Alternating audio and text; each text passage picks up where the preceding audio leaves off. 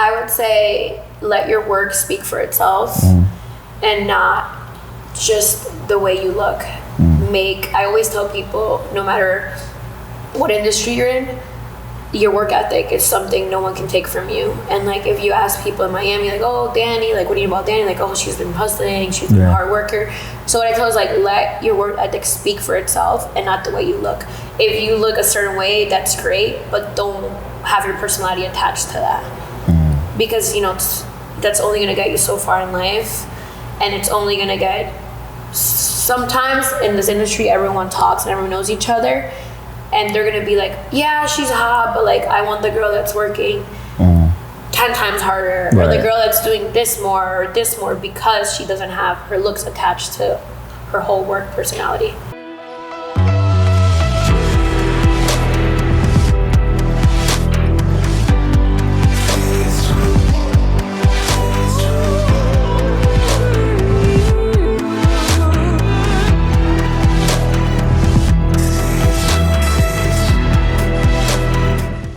What up, world? Thank you for tuning in to another episode of the Cosign Conversations podcast. We are in the beautiful city of Miami. I have an amazing guest. She's an event curator. She's in hospitality. She's a world traveler. If you follow her on Instagram, we have Dani. How you doing today? I'm great. Thank you for coming here. Thank you for having me. So she told us she doesn't really do podcasts, so I'm excited to have her on our podcast. It's an honor. And I kind of want to know why you don't do podcasts, though. I heard you had an amazing story to tell. Why you don't do podcasts? I don't do podcasts because maybe it's a Miami thing. I feel the current podcasts that are going on right now, they're inviting girls, are just they're there for the wrong reasons. They're not trying to inform people. They're not trying to get anything positive. They just end up trying to, I think it targets certain women, and then it's too much drama. All right, so basically they're doing it for like the views and the hits. Clout. Yeah, instead of the actual content. And they live a lie.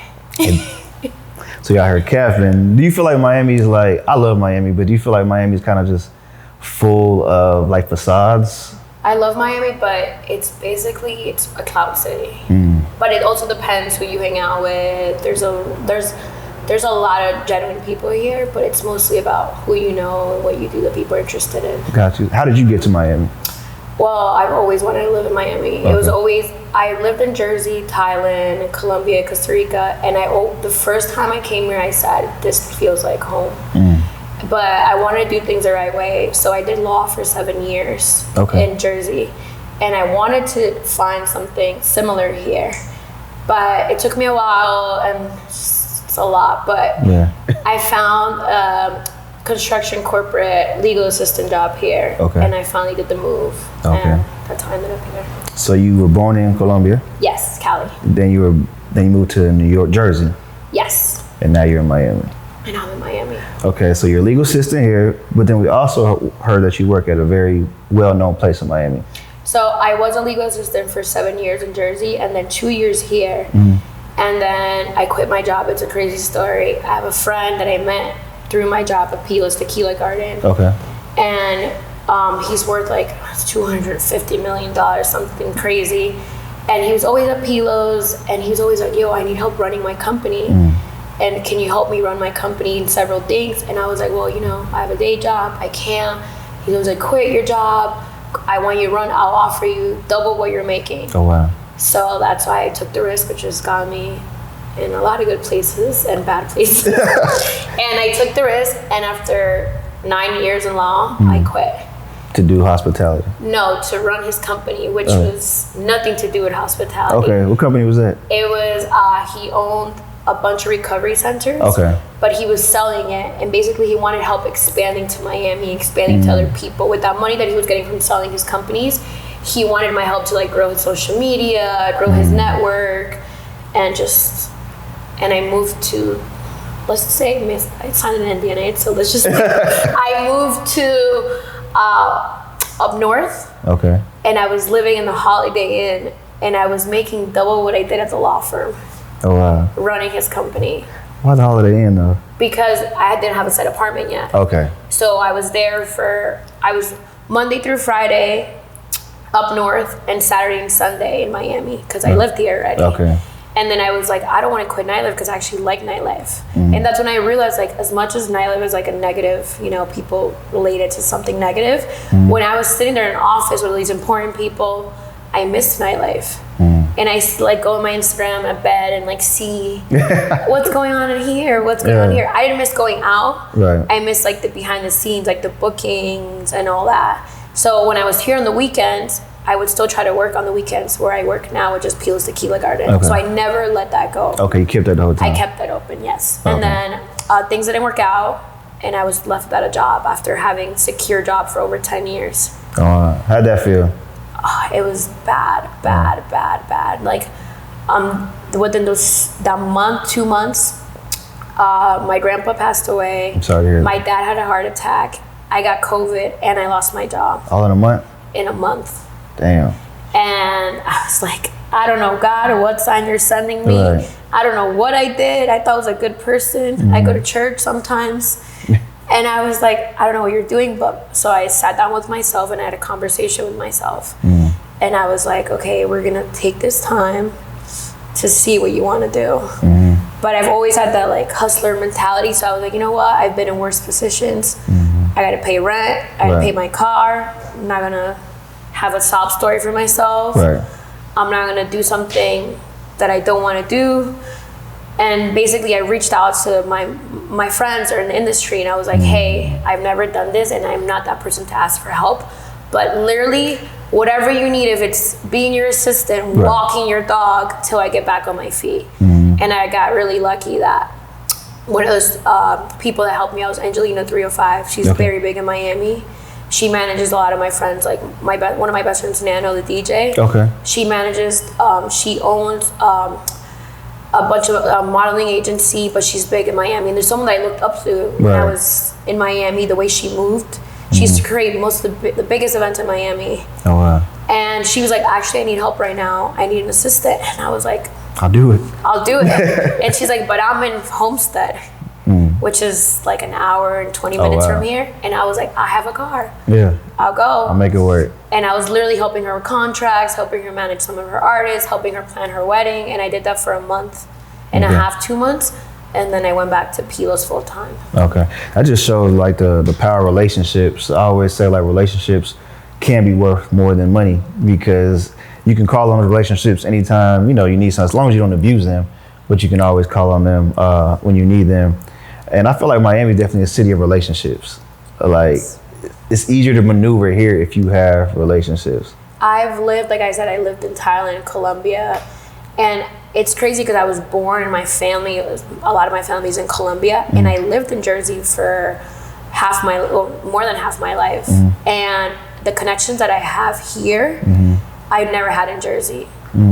And from being here 3 years, the connections that I have here are just so many opportunities and they're endless. Like I could go, living in Miami, the connections and people that I've met here, I've been able to go to cities that I've never, like I went to Egypt and I had friends there. Like I had like a friend and a friend and I went to Turkey and I had someone show me around the city because of a friend of a friend. And to me, that's crazy to go into places I've never been just for my connections in Miami. I want to talk about traveling for a second. So I didn't come from like a rich family or anything. Both my parents were born in Panama. They moved to Brooklyn. They had me and my sister. They did what they could. It wasn't a lot, but they did what they could. But one thing my mom always instilled in us is traveling, right? So even if she had to save up her money all year round in the summer, we was going to travel. You saying you've been all over the world, Turkey, Egypt, born in Colombia. What had like traveling taught you as a person? I had a very similar, like my mom was a housekeeper and my dad was a landscaper in Jersey, like at a golf course. And my dad was the same way. We grew up middle class in Colombia and then something happened, we lost everything. But my dad was always like, when we were in Jersey, my dad was like, this weekend, we're gonna like, you know, scrap up some money. We're gonna get on a little bus that takes you from Jersey to New York. And then we're gonna go to Brooklyn. And today we're gonna explore like Brooklyn. We're gonna go to the flea market. We're gonna go to eat at this spot. We're gonna go to Brooklyn Bridge. Like he had everything. That's dope. And then he traveled a lot because he did merchandise for Tommy Hilfiger. So I learned that from my dad. He would bring me like masks. He would bring me like stories about the Mayans. So when I was younger, I was always instilled in my head, even if it's budget traveling. Right. Traveling has taught me, I feel like things that money that can't buy. So for like Thailand, I learned how to be more relaxed because I see the way Thai people are. Like when it comes to Mud Thai, they're crazy. But once they're in their house or hanging out with their friends, you never see a Thai person scream or lose their cool. They're very like the Buddhist culture. Colombia is just like the family. And then also Colombians, maybe I feel like Panama's the same way, being happy with little that you have. Definitely. And then Costa Rica, I went from living in a city to the rainforest in Costa Rica. So Costa Rica taught me like the beauty of like nature and not needing things that people think make you happy, and just appreciating life, and just, you can't see those pure places anymore. Like Costa Rica, where I went before, it doesn't exist anymore. It's all city. Oh wow. So I'm glad I got to travel from a young age and now. Man, there was something you put on your Instagram that I had to write down because I feel like people can relate to this. You said maybe the journey isn't so much about becoming anything. Maybe it's about unbecoming everything that really isn't you, so you can be who you're meant to be. Yes. What does that mean to you? It has several meanings, but I got that inspired from The Alchemist. It's my favorite book. It's my, like, I have it tattooed. That's my favorite book. So when I think I was like 14, 15, maybe 16, my dad got deported, and my dad's my best friend. And when I went back to Colombia, he gave me The Alchemist, and he's like, you need to read more. And my dad's like psychology, philosophy, like he's a bookworm. And I'm like, I was like 16, like in Colombia. I was like, Dad, I went to visit. I'm like, Dad, I'm on vacation. Like, I want to go, like, the park, see my friends, reggaeton party back then. Of course. And my dad's like, you're gonna sit here and you could read The Alchemist for a couple hours, then you could do whatever you want. And I remember being like sunny and being like, and like my friends calling me, like, I think back there was like a BlackBerry or something. And he was like, you're sitting there, you're gonna read this many pages.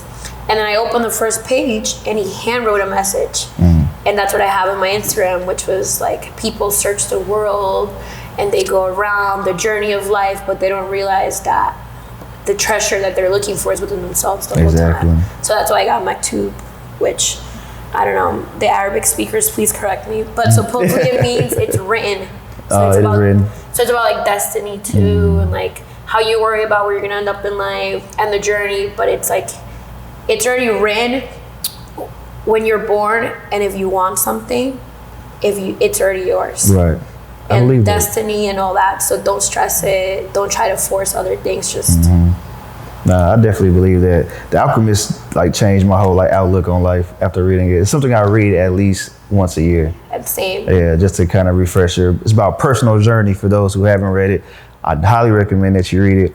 But it's like, man, we always are looking for stuff outside. Like, man, you want, validity. You want to be seen. Some people even want to be, popular.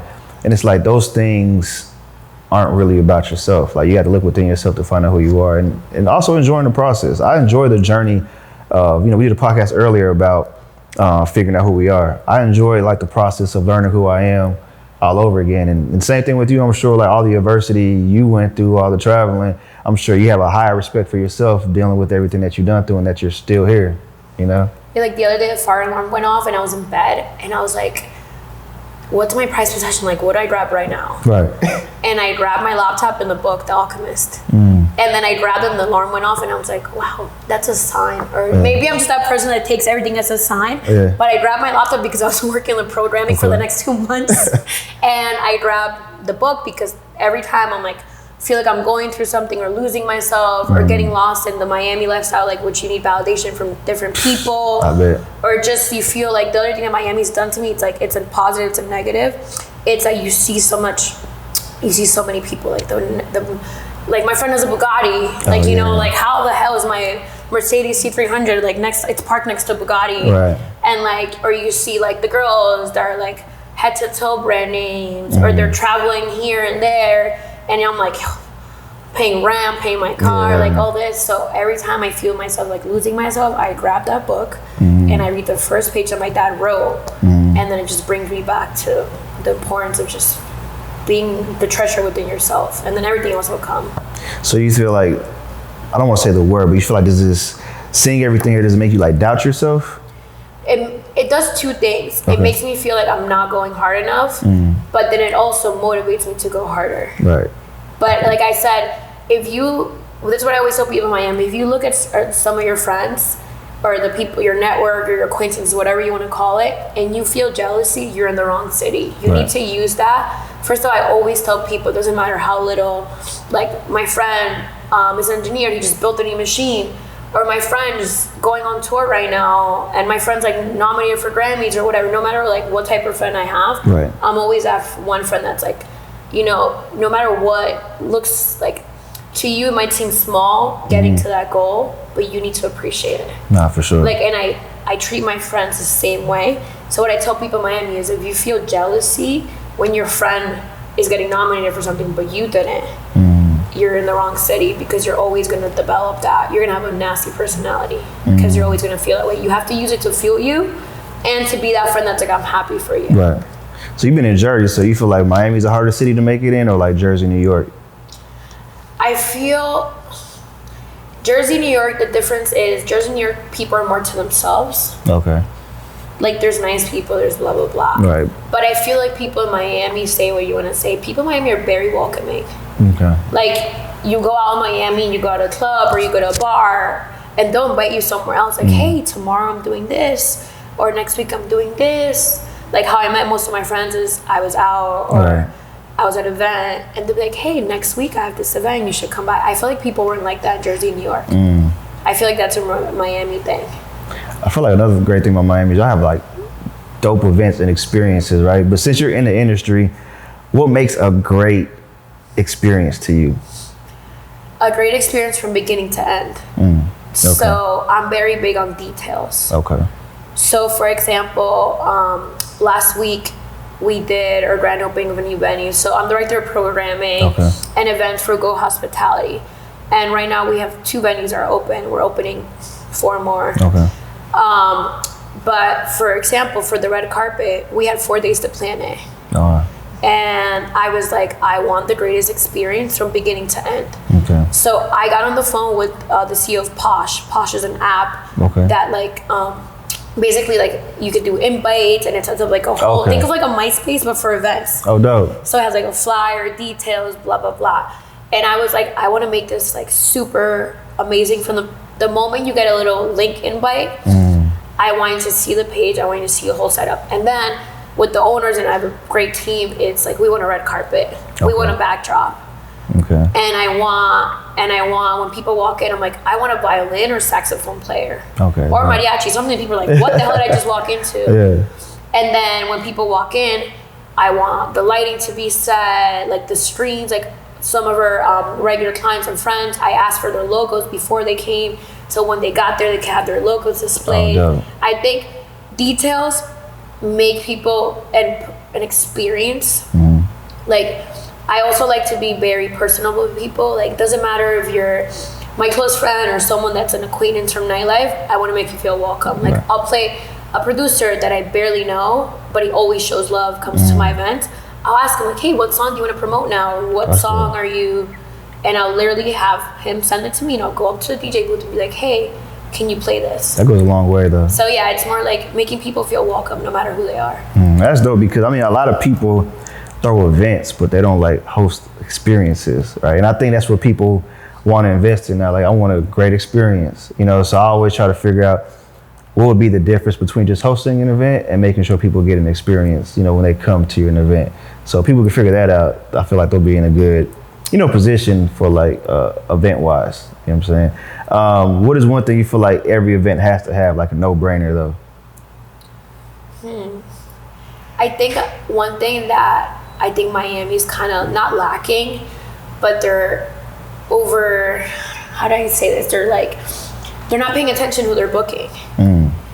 So a lot of Miami, and maybe, I don't know, people might disagree with this, but a lot of Miami-based DJs are getting booked based off clout or who they know, but not of talent and what type of, like, there's certain DJs that I'll ask them, hey, can you play this song? And they're like, I'm not playing that, like, I'm playing hip hop for the next 10 minutes. I'm like, okay, but I have all the investors from this record label here. I got you. Like, they're not. Well, Miami needs, and I think every event you need to be more detailed, and you need to know from your sound and tech guy, from your DJ to your bottle servers to your bartenders to your bussers to the person in the bathroom that's telling you thank you, here you go. Like, it's all about. No, that makes sense. That makes sense. I know we went to Pilos yesterday. It was a great experience for me. The bartender was super sweet. I went to the bathroom. The dude was basically tracking me down to give me a paper towel. I love it. Yes. Yeah. With the sunglasses. Yeah, he had the sunglasses. I was like, you got a haircut. He's like, yes. Yeah. Nah, he was a whole vibe. I was walking off like this. He tracked me down to give me the paper towel. He makes me feel like when I walk in, he's like, do you need something? Your hair. He's like, your hair's a little frizzy. I'm like, really? He puts oil on. I'm like, okay. Oh yeah. And he's like, your makeup, you look tan. And like, it's like the little things when I'm stressed and I go to the bathroom. Yeah. The bathroom attendant's like, you'll be fine. Yeah. Breathe. You need help with anything. And it's just having overall the energy too. Like, it's so cliche and so like yogi of me to say, but it's also the energy that you carry to places. Right. Because your energy, if you go to an event, it could be the bougiest place. Like, you could be a lib and it could be $100,000 DJ, and but once you sit at your table and the server's rude or the energy's wrong, you don't want to be there. Yeah. Nah, So I'm very big on energy too, and the service you give to people, no matter what amount of money they're spending. Right. I always tell my bottle servers, my bartenders, treat everyone the same, because you never know who that person is. No, that's an actual fact, because I feel like we got so much into like the bottle service table society that people don't even like stop to like greet or speak to somebody who just coming in to get like a casual drink. Like, you never know who that person is. They may just be coming in to stop by, check it out, etc. So I definitely feel like people should appreciate everyone who's coming, because essentially they're spending some of their hard-earned money to celebrate and to relax. And I have pre-shift meetings with like the staff, and I tell them every move that I make is super calculated. So if you have a comp table, which we call as a free bottle table, you don't know that person. I might be doing this because tomorrow, like for example, last week we did a single release. I could talk about it because it's out already, but Lennox from Zion and Lennox, it just dropped his new record label, Durini. And one of his publicists is my friend, and she asked me like, hey, can we do a single release at Pilos? And it was a free event. They didn't charge me, I didn't charge them. It was just a mutual favor. So I gave him a comp table, which is a table with no minimum. And I'm like, you know what? They brought a lot of like industry people that I know.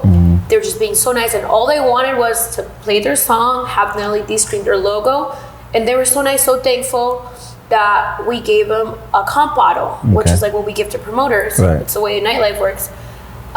Then their investors came at like 2 a.m. They bought 2 really expensive champagne bottles as a thank you. And then last night I was walking around, rushing between DJ booth, and I see a sign that says "Welcome Durini Music Group," and it's like 3 Moet bottles, and I'm like, they're here? And I go over, I'm like, oh, you guys are, they didn't even tell me they were coming. They just came, showed love, and then they bought a bottle for a table of girls that was next to them. So it's more like, so I told my servers, I'm like, you see why when you were not smiling the correct way, you're like, here, it's a free table, so you guys serve yourself. You see why you have to be very calculated and everything, because the service that we gave them was so good that they came back and now they're spending their money here, and that's how you open new doors. Nah, that's actually really smart and strategic. I know you said when people get on podcasts, people like to go a different way when it comes to like, women. But I do want to ask this. Do you feel like as a woman in Miami, it's easier or it's harder to maneuver nightlife? Because I mean, of course you can be attractive and that's going to help you, but it could also hurt you because people might not take you serious, or people may try to take you serious, but only to like for other agendas. So like, how do you feel like it's maneuvering in Miami as a woman? I'm not gonna be that person that's like, oh, it's so hard for me. No, it's 50-50, because for example, the negative is I've had to work maybe like, I used to work the doors at events for $100 a night, 10-hour parties. I was working like for the Big Queen conference I did. How I look. There's certain times I have to literally just cover up to be respected when it's more serious, like event curating and blah, blah, blah. Also, it's also hard because all of these artists, a lot of these managers, a lot of these people of power in general, are very used to being disrespectful towards women. They don't care what position you're in. Right. So I've always had to have that talk with certain artists in the industry. I've literally have to pull them out of the club, like we're outside, and be like, have you ever touched me? Has your manager ever touched me? Has this person ever touched me?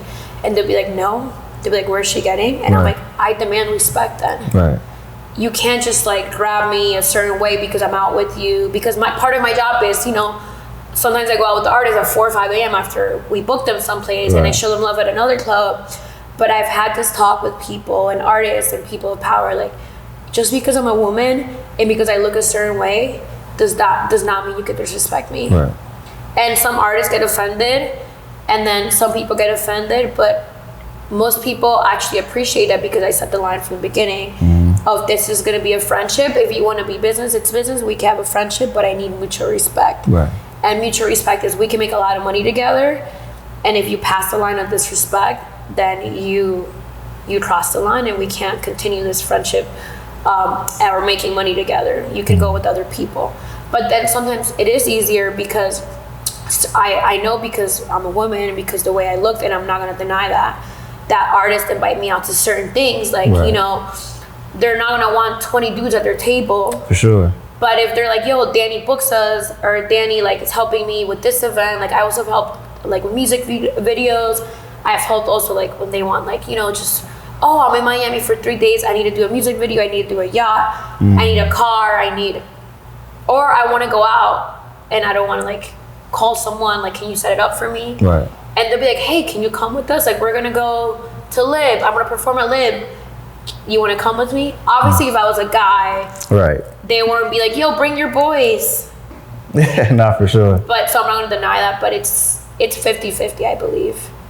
How do you feel? I don't like this question, but I see it all the time. But how do you feel about women who use it to their advantage, who may, you know, flirt or sleep to get to like higher levels? So there's something that I've been I'm very stuck on my ground on. And it's like, I was telling one of my friends, his name is Frankie. He manages like some of the biggest, like he manages Bless.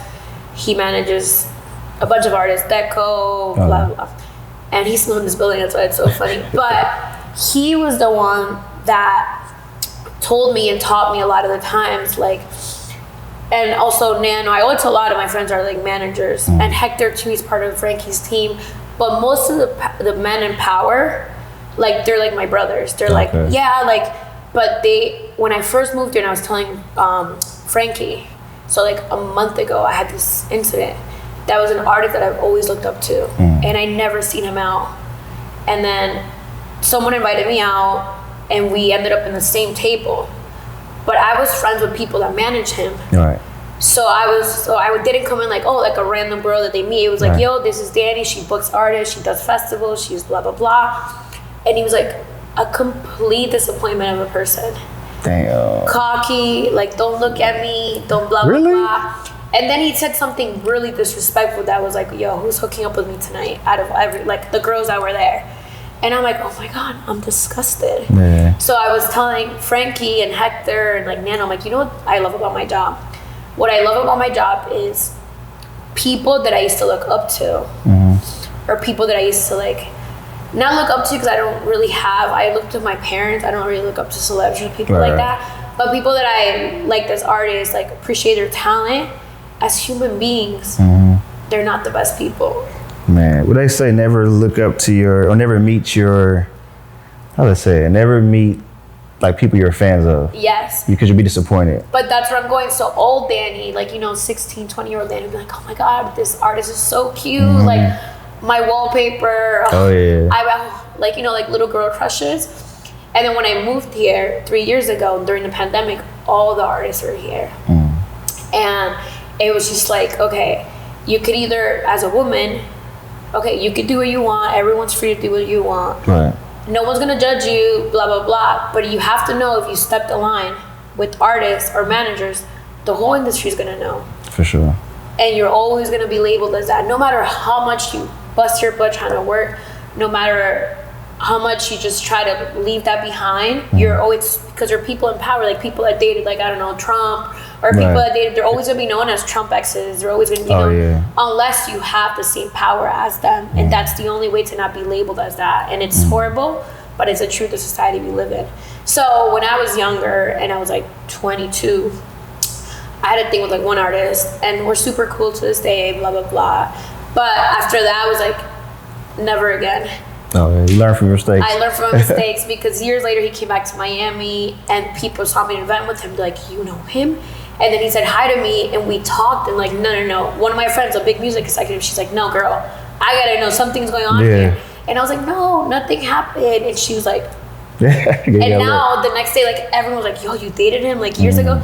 So then I had a moment with myself that I was like, no matter how attracted I am to an artist or someone that I do business with, the one thing that I'm huge on, it's like, create that boundary. So it's like, I will not, because I don't want to be put in that same position as other people. Gotcha. And it's horrible that we get judged, but it's just the way life is, and you can't deny it. So with that being said, I have to ask, like, what piece of advice would you give to another woman who's trying to like navigate the industry, who's a beautiful, smart, intelligent woman, but kind of plays that line? Like, people flirt with her, she's not interested like that, like she's taking it very serious like you, but she always gets hit on all the time and wants to be taken serious. Like, what would you tell her? I would say, let your work speak for itself, and not just the way you look. I always tell people, no matter what industry you're in, your work ethic is something no one can take from you. And like, if you ask people in Miami, like, oh, Dani, like, what do you know about Dani? Like, oh, she's been hustling, she's been a hard worker. So what I tell is, like, let your work ethic speak for itself and not the way you look. If you look a certain way, that's great, but don't have your personality attached to that. Because, you know, that's only gonna get you so far in life, and it's only gonna get, sometimes in this industry, everyone talks and everyone knows each other. And they're gonna be like, yeah, she's hot, but like, I want the girl that's working 10 times harder, or the girl that's doing this more or this more, because she doesn't have her looks attached to her whole work personality. Gotcha. I can see that. I see a lot of valid points in what you say, because as a guy, I'm not gonna lie, we do it all the time. Like, hey, we're having a table, like, hey, just can't be all us dudes. Like, you know, somebody go find some girls or something, but it doesn't have to be like in a disrespectful way. It can just be like just having a good time. I mean, who doesn't want to be around women, right? Like, great energy, great vibes. I feel like, you know, of course, women run the world, but they also set the tone. You know what I'm saying? So I just had to put that out there. But I feel like another good point that I want to talk about with you before we get out of here, though, is that, you know, it's not easy to maneuver in a new city. You've done it multiple times. What would you say is like the blueprint or the steps to maneuver if you're coming to Miami? A lot of people want to move here. A lot of people come here and they go back and forth, and it doesn't seem like an easy market on the outside. So like, what advice would you give them to maneuver in this new market? For anyone that's trying to move to Miami, it's have a set job. Okay. That is so, I know that's crazy in Miami, but there are set jobs. Yeah, nobody wants to work here. What is it? What a privilege. No one wants to work. But I don't. No, but don't like, oh, my friend of a friend owns this, and my friend of a friend, or my ex-boyfriend letting me work or stay at his house, or my sugar daddy or whatever. No. Whatever job you're doing right now, whatever state you're in, try to look, and not Instagram, not a friend of a friend. Go on Indeed. Go the old school way. Get a job. Get a job. And it's a way, if you're not happy with your job, it's a good way to start and at least create a base for yourself to like set up your home, your furniture, you know, everything. But look with what do you already have experience in your state, which is what I did. I looked for months. I came here for job interviews. I did like 7-8 job interviews. Oh, wow. And then I had never done construction law. I've always done criminal or personal injury. And they were like, well, we could train you. We're going to pay you this and this much. That I want to do construction law? Do I want to review windows and walls all day? No. But it was something that I already had experience in. And it's something that set me up in the apartment that I lived.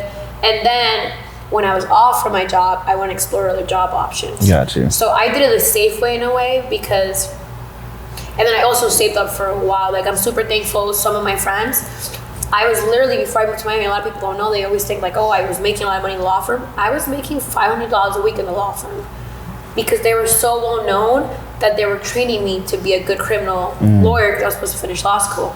I was sleeping in my friend's sofa before I moved to Miami, saving up to move here. Oh, wow. So I was living below every, like I was. What do you mean? Yeah, I was literally just trying to make a move here, and then I did, and thank God it worked out. But it's just working and saving. It's the old school way. Which people don't really do these days, but it's solid advice, super sound advice.